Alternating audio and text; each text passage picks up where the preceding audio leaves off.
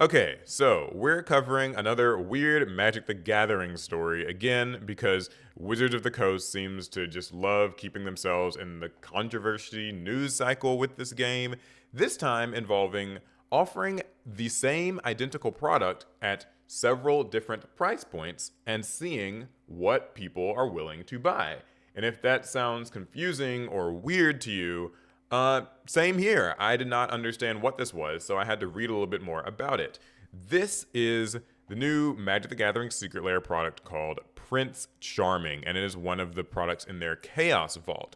So you might actually be wondering, first of all, what a Secret Lair product is, especially if you only play Yu-Gi-Oh! Like I mostly do. So basically, Secret Lairs are, to varying degrees, these sort of one-off like side project, side product releases that Magic makes where they'll take an IP. For instance, I've got a Secret Lair X Sonic the Hedgehog. This came out last year. And they basically will make cards that have like the characters and the other parts of, that IP and universe and stuff on them, but they're usually just reprints of existing Magic the Gathering cards. So in a Yu-Gi-Oh example, imagine if like they released a Pot of Greed, but it had artwork from some other game series on it. It still functions the same way, but it's just like an alt art and it's cool and it's got flavor. And so they'll usually be anywhere from like, 4 cards to 10 or 20 cards or whatever. And these are sort of like just they're side things. So you don't have to buy them. They're not like, mandatory purchases. It's kind of more for collectors, for people who want to add a little bit more personality to their collection. Like I said, they make great gifts. I got this one as a gift. And they used to be print to order, like print on demand. So basically like you'd be able to put in your order early and then they would make however many they get. They are now instead sold as like a drop. So like it shows up on the website one morning and you gotta be at your computer or your phone or whatever and like hurry and quickly get your order in and like check out and stuff. And they don't really say how many they have. That's a little bit controversial. We'll talk about a little bit all that more later. But yeah, this is the new one, Prince Charming. And so they say Prince Charming brings a new woodblock inspired storybook take to Lorwyn Shadowmoor's ever shifting world. They actually credit the artist, something that Yu-Gi-Oh doesn't do. So props to them for that. These arts are incredible. These look really cool. Like they're very stylistically different. I like them. I don't play that much Magic the Gathering, and I know just at a glance that these look awesome. They still even like write the effects on the cards, just like it's incorporated into the art, which they look great, right? You get 4 cards. Here's the thing though. They say Chaos Vault is where we like to try new approaches to how a Secret Lair drop is offered. This time, you're going to see a lot of the same drop at a lot of different prices. This is very much on purpose, we promise. All Prince Charming listings, including non-foil and foil editions, offer the same drop at every price point. The only difference between listings is the price, and higher price options do not include anything extra. So you can actually see the price right here. There's obviously non-foil and foil editions. That's what they do with pretty much all the Secret Lairs. You can get like the non-foil versions for cheaper and the foil versions for more and whatever. Not a bad thing. Giving people a choice isn't too bad. Anyways, yeah, these are offered at just multiple price points. But all of the price points, $10, $20, $30, $35, $40, they all have the same thing in them. The same 4 cards. You don't get anything extra for paying more.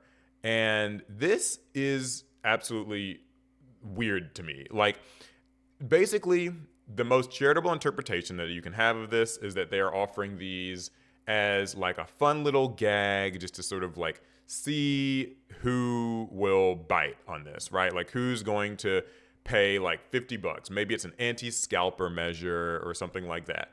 But in all honesty, I think that this is them doing market research in kind of the most mask-off way possible. People online have not liked this. So you can see where they talk about it on Twitter. Prince Charming just dropped. There's different prices. This is on purpose. We promise. More details here. And people are, this. I think this tweet kind of sums it up pretty well. This pricing model is absurd. You're openly admitting to charging wildly different prices for identical cardboard rectangles that cost pennies to print. It's not a twist. It's text box price discrimination dressed up as a feature. You're asking customers to gamble, which I guess isn't really gambling, so I don't really like their use of that word, but gamble on whether they'll pay $10 or $40 for the exact same product, hoping some will overpay while others feel like they got a deal.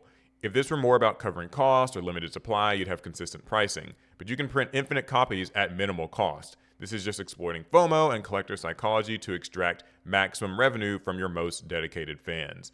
And I truly think that that actually is the case for this. I think that it's really weird. There are people who are confused, like, what's the difference? There's got to be a catch. And people just don't seem to like it. And the thing is, I'm with them, but when you actually go to the Secret Lair website, you'll see these are the Prince Charming products. You can see them literally available at different prices. This went on sale yesterday as of the time we were recording this. That was like February 2nd. They all sold out. All of them sold out. And what I hate about this is that you know what message that Wizards of the Coast is going to take away from this, which is that if you are buying this product and you're there when the moment that it drops, you don't have school or work, you just happen to be at your computer and be available for that, you'll just get the $9.99 version. And if that's sold out, you'll get the $19.99 version maybe. But if you show up late, whether that's a few hours late or the next day, or I guess in this case it's sold out, then you just will have to pay more. And that's price discrimination for no particular reason. Now, I know that there is a smartass in the comments who's going to be like, well, Paul, this is just supply and demand, and that's how it works. If you early bird gets the worm, if you get there late, then you have to pay more, but you should have gotten there, or all these things. Come off it. This to me is wild. Because they can claim all they want that this is a little joke, it's a one-off thing, it's a chaos vault. But what I think they're going to take away from this is that they can charge up to whatever the most expensive one for the non-foil editions was. What is it? They can charge for a normal 4-card Secret Lair, they can charge up to $40 and people will still pay. And for the foil version, up to $50 and people will still pay. So this is them seeing, what are the limits? How much will people pay when they're desperate, when there's FOMO involved? And I don't know. I was wondering if this could be a way of deterring scalpers. And I think that if that was the case, then there would be better ways of doing this. I honestly, there's one that I thought of that it would be really interesting. First of all, maybe if you buy, obviously there's bot scalping problems where people will have bots and they'll go on these websites and just quickly order up 10 of them or whatever the maximum amount that they can buy. Obviously you can put purchase limits on that. That's one way of dealing with scalping and bots. But you could also do where your first one that you buy is the cheapest price. It's $10. Because if you're a regular player, then you only really need to get one of this and you're fine. So the first one's $10. And then if you choose to buy another one, then the second one is $20 and the third one is $30, because that way it's kind of punishing people who are just trying to buy a bunch of these just for the sake of reselling and stuff like that. That could be a really interesting idea, but instead it just, what they're doing here. They're just if you're early and you're lucky, then you get this stuff for cheap. But if you come here late, then you're just going to be really confused because you're going to go on this website and be like, what the hell? Why are there different? That's confusing. I don't really understand it. I think that this IGN article actually sums it up really well because they say, taken graciously, it's a goofy marketing stunt meant to do something silly and get people talking about it, but it leaves those who arrived too late with a very sour taste in their mouth. And the pessimistic reading is that Wizards of the Coast is price testing to see what people are willing to pay for a Secret Lair drop in broad daylight, shedding the veneer that they are, it's just rampant capitalism. They make a few other really good points here about some of the cool parts of Secret Lair products.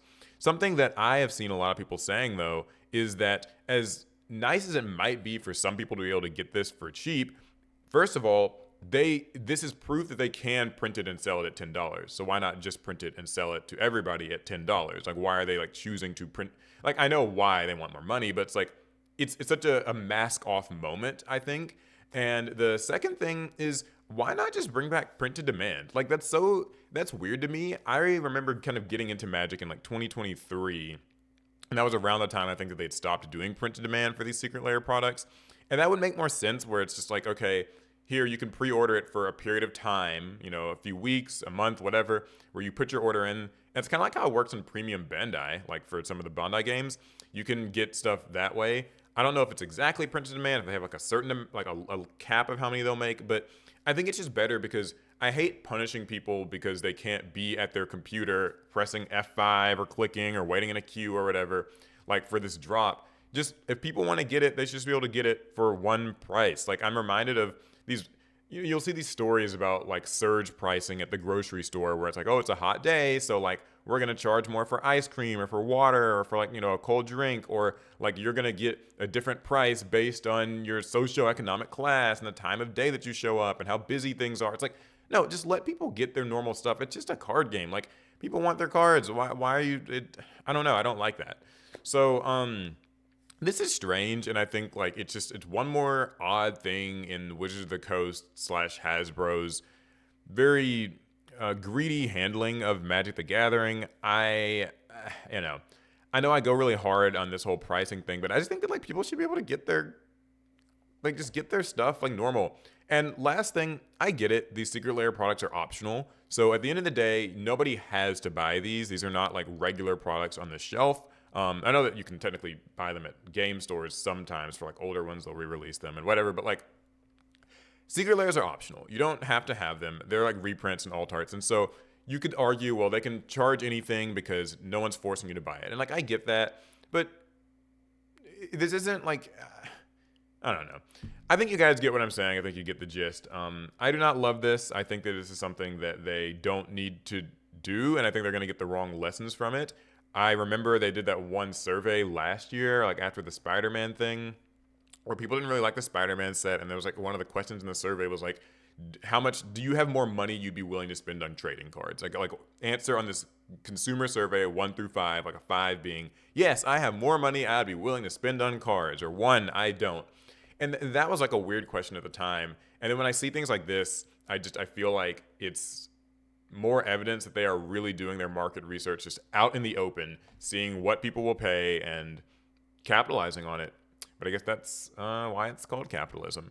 Anyway, okay, that's the story for the day. I want to hear what you guys think, particularly if you're a Magic the Gathering player who likes Secret Lair products. What do you think about this weird multiple pricing tiered thing? Do you think it's just a fun joke? Or do you think it's something a little bit more dangerous and nefarious at play? Anyway, I'll see you guys in the next video or on the podcast this week, every Thursday. Tune in. All right, later, guys. Pass turn.